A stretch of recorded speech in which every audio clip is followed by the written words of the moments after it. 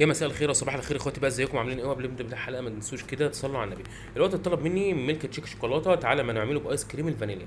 جبنا الخلاط بتاعنا وحطينا 3 بيضات ايس كريم فانيليا واي نوع ايس كريم فانيليا، وهنحط كده معلقتين من النسكويك او الكاكاو اللي موجود عندنا في البيت. تمام قوي. بعد كده هنقوم جايبين شويه صوص شوكولاته كده في معيار معلقتين من المعالق الكبيره اللي عندنا في البيت، ونحط كده معلقتين صوص شوكولاته، وننزل بربع كوبايه لبن او نص كوبايه لبن.